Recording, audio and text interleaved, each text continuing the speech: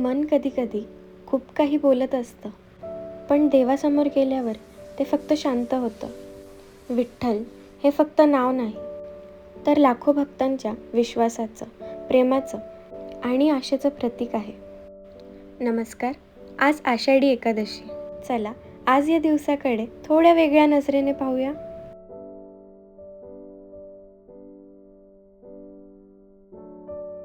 आषाढी एकादशी म्हटलं की आपल्या डोळ्यासमोर एकच चेहरा उभा राहतो.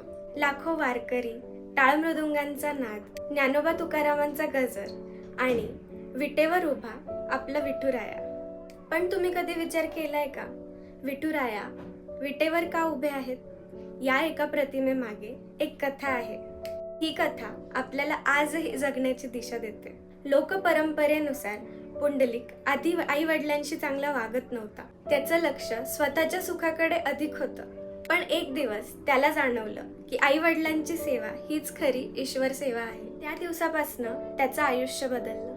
त्यांच्या प्रत्येक गरजेची काळजी घेणं, त्यांना सन्मान देणं, त्यांची सेवा करणं हेच त्याचं आयुष्य बनलं. त्याच्या या निस्वार्थ सेवेमुळे भगवान श्रीकृष्ण त्याला भेटायला आले, अशी परंपरागत कथा सांगितली जाते. पण त्यावेळी पुंडलिक आपल्या आई वडिलांची सेवा करत होता. त्याने देवाकडे पाठ फिरवली नाही आणि आई वडिलांची सेवाही सोडली नाही.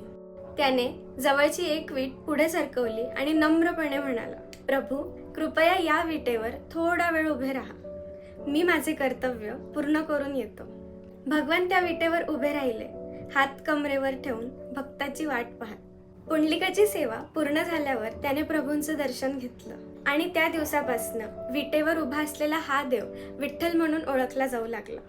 अशी भक्ती परंपरेतील श्रद्धा आहे. माझ्यासाठी या विटेचा अर्थ खूप सुंदर आहे. ती फक्त एक वीट नाही, ती संयमाचं प्रतीक आहे.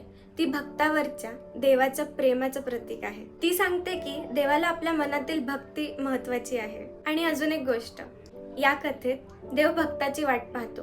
आपण नेहमी म्हणतो मी देवाला भेटायला जातो, पण या कथेत देव स्वतः भक्ताला भेटायला आले. आपल्याला प्रश्न पडतो, आजच्या काळात ट्रेन, बस सगळे वाहन असताना लोक पायी वारीला का जातात? ते शेकडो किलोमीटर पायी का चालतात? कारण वारीचा प्रवास हा पायी होत नाही, तो मनाने देखील होतो. प्रत्येक पाऊल म्हणजे प्रार्थना, प्रत्येक दिवस म्हणजे संयम, प्रत्येक अडचण म्हणजे श्रद्धेची परीक्षा आणि प्रत्येक विठ्ठल विठ्ठल हा उच्चार मनाला शांत करण्याचा एक प्रयत्न असतो. वारी आणि पर्यटन यात मोठा फरक आहे. पर्यटनात आपण एखादी जागा बघायला जातो, पण वारीत आपण स्वतःला बदलायला निघतो. पर्यटनात फोटो आठवणी बनतात, वारीत अनुभव आयुष्यभराची शिकवण बनते. म्हणून वारी ही केवळ प्रवास नाही, ती आध्यात्मिक साधना आहे. आणखी एक सुंदर गोष्ट म्हणजे इथे कोणी मोठं नाही, कोणी लहान नाही, कोणी श्रीमंत नाही, कोणी गरीब नाही. डॉक्टर, शेतकरी, वृद्ध सगळे एकाच रांगेत चालतात. सगळ्यांच्या ओठावर एकच नाव असतं, विठ्ठल. आणि कदाचित म्हणूनच वारी आपल्याला नम्रता शिकवते. इतकं चालूनही लोक थकत नाहीत का? नक्कीच थकतात. पण जेव्हा सगळे मिळून ज्ञानोबा तुकाराम म्हणतात, तेव्हा तो थकवा थोडा हलका वाटतो. नामस्मरण हा फक्त आवाज नसतो, तो एक लय असतो, एक आधार असतो, एकत्र चालण्याची शक्ती असते. आज आपण खूप व्यस्त आहोत. सकाळपासून रात्रीपर्यंत धावपळ, काम, मोबाईल, सोशल मीडिया. पण या सगळ्यात आपण शांत बसून स्वतःशी बोलतो का? आपण आई वडिलांसोबत निवांत वेळ घालवतो का? आपण मनापासून कोणाला धन्यवाद म्हणतो का? कधी कधी मला वाटतं, वारी पंढरपूरला जाण्यापेक्षा मनात सुरू व्हायला हवी. जर आपण थोडा अहंकार कमी केला, प्रेमाने बोललो, कुणाला मदत केली किंवा आई वडिलांचा आदर केला, तर कदाचित प्रत्येक दिवस आपल्यासाठी आषाढी एकादशी होऊ शकतो. ही आषाढी एकादशी म्हणजे फक्त उपवास नाही, ती एक आठवण आहे नम्र राहण्याची, सेवाभाव जपण्याची आणि श्रद्धा जिवंत ठेवण्याची. पंढरपूरला भूवैकुंठ का म्हणतात माहिती आहे का? वैकुंठ म्हणजे भगवान विष्णूंचं दिव्य धाम. पण भक्तांचा असा विश्वास आहे की विठुरायाने आपल्या भक्तांसाठी वैकुंठ पृथ्वीवर आणलं, म्हणून पंढरपूरला भूवैकुंठ असे म्हणतात. या श्रद्धेमुळे लाखो वारकरी पंढरपूरला येतात. त्यांच्यासाठी हा फक्त एक प्रवास नसतो, तर विठुरायाला भेटण्याचा एक आनंद असतो. भारतात लाखो यात्रा होतात, पण वारीची एक विशेष ओळख आहे. इथे लाखो लोक एकाच उद्देशाने चालतात. वाटेत कुणी पाणी देतं, कुणी अन्न देतं, कुणी वैद्यकीय मदत करतं. अनेक गाव वारकऱ्यांचं स्वागत करतात.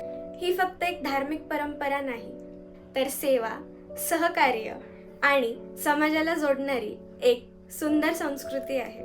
वारीबद्दल वाचताना आणि पाहताना मला 5 गोष्टी खूप भावल्या. पहिली, इतक्या मोठ्या संख्येने लोक असतात पण शिस्त मात्र असते. दुसरी, अनोळखी लोक एकमेकांची काळजी घेतात. तिसरी, थकवा असूनही चेहऱ्यावर समाधान असतं. चौथी, कोणाच्याही हातात महागड्या वस्तू नाहीत पण मन मात्र समृद्ध आहे. आणि पाचवी, इतकी साधी जीवनशैली असूनही आनंद आहे. या सगळ्यामुळे मला जाणवलं की खरी संपत्ती ही मनाची असते. वारी म्हटलं की आपल्या मनात अनेक संतांची आठवण येते.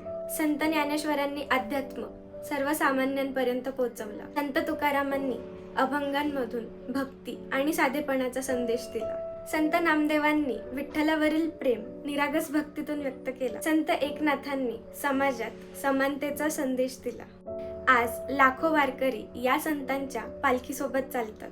म्हणूनच वारी ही फक्त विठ्ठलाची नाही, तर संतांच्या शिकवणीची ही यात्रा आहे. आपण वारकऱ्यांना अभंग गाताना पाहतो, पण अभंग म्हणजे काय? अभंग म्हणजे जे तुटत नाही. भक्ती, विश्वास आणि विठ्ठलावरचं प्रेम शब्दात व्यक्त करणारी रचना म्हणजे अभंग. म्हणूनच आजही शेकडो वर्षांनंतर संत ज्ञानेश्वर, संत तुकाराम, संत नामदेव यांच्या अभंगाचा नाद वारीत घुमतो. जर विठुराया आज आपल्या समोर उभे राहिले तर ते आपल्याला एकच प्रश्न विचारतील का? तू माझ्याकडे काय मागायला आलास? की तू दुसऱ्यांसाठी काय केलंस? कदाचित याच उत्तरात आषाढी एकादशीचा खरा अर्थ दडलेला आहे.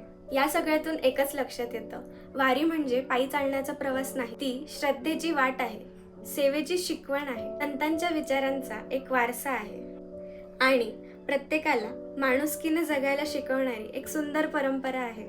पंढरपूरला पोहोचणं ही वारीची सांगता नसते.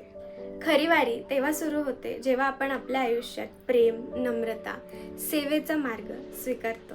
तुम्हा सर्वांना आषाढी एकादशीच्या हार्दिक शुभेच्छा. विठुरायांची कृपा तुमच्यावर आणि तुमच्या परिवारावर सदैव राहो.